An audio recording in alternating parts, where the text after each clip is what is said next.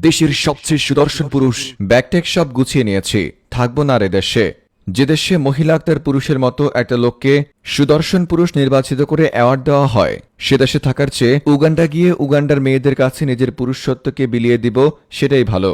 এদিকে ধারণা করা যায় যারা এই মহিলা আক্তার পুরুষকে সুদর্শন পুরুষ হিসেবে নির্বাচিত করেছে তাদের চোখে হয়তো কুকুর কিংবা বিড়াল পি করে দিয়েছে। তা না হলে যার প্যান্ট না খুললে কেউ বুঝতেই পারবে না সে মহিলা নাকি পুরুষ, অথচ তাকেই দিয়ে রেখেছে সুদর্শন পুরুষ অ্যাওয়ার্ড। না মানে দেশে কি সুদর্শন পুরুষের এতই অভাব পড়েছে? যদি এতই অভাব পড়ে থাকে তাহলে আমাকে দেন। আল্লাহ কি দেখতে শুনতে খারাপ বানিয়েছে নাকি? দেখেন ভাই, আর যাই করেন এইসব মহিলা আক্তার পুরুষকে আমাদের মতো পুরুষের খাতায় ফেলবেন না।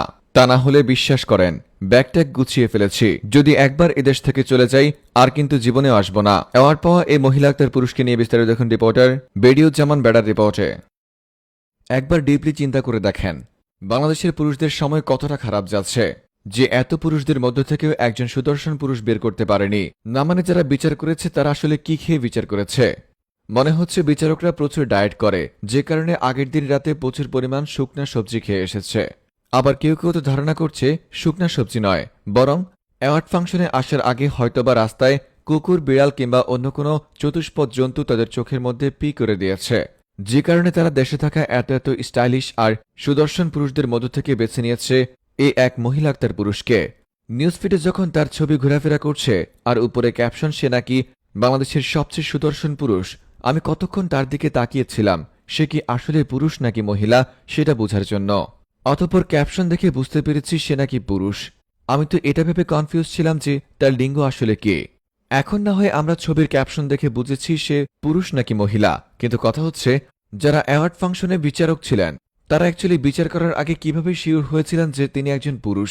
যার প্যান্ট খুলে চেক না করলে বুঝতে পারবেন না সে মহিলা নাকি পুরুষ, তাকে আবার দিয়ে রেখেছে সুদর্শন পুরুষ। ও ভাই, মারো মুঝে মারো, মারো মুঝে মারো। এ কোন দেশে বসবাস করি ভাই? গত কয়েকদিন আগে ইউনূস সরকার আন্তর্জাতিক নারী দিবসে পুরস্কার দিচ্ছেন প্যান্টের ভিতরে সান্ডা লুকিয়ে রাখা একজন চিবিওয়ালা আপুকে। তবে আপনারা খেয়াল করেছেন কিনা জানি না, আমি কিন্তু একটা জিনিস খেয়াল করেছি, পুরুষের জায়গায় এই মহিলা আক্তার পুরুষকে অ্যাওয়ার্ড দেওয়া আর আন্তর্জাতিক নারী দিবসে সান্ডাওয়ালা এই আপুকে পুরস্কার দেওয়ার মাধ্যমে দেশে কি আনতে যাচ্ছে আর কি রিপ্রেজেন্ট করতে চাচ্ছে তা অলরেডি আমি বুঝে গেছি। আপনারা বুঝছেন কিনা একটু কমেন্টে জানান। তবে যত কিছুই করেন এইসব দমকামি কিংবা কমকামীদের এই দেশে জায়গা হবে না। এদেরকে বরং সুন্দরবনের কোন একটা দ্বীপের মধ্যে রেখে আসা হোক, ওরা সেখানে বংশবিস্তার করতে না পেরে একসময় ওখানেই বিলুপ্ত হয়ে যাবে। রিপোর্টার বেডিউজ্জামান বেড়া ফ্রম নিউজ ভাইয়া।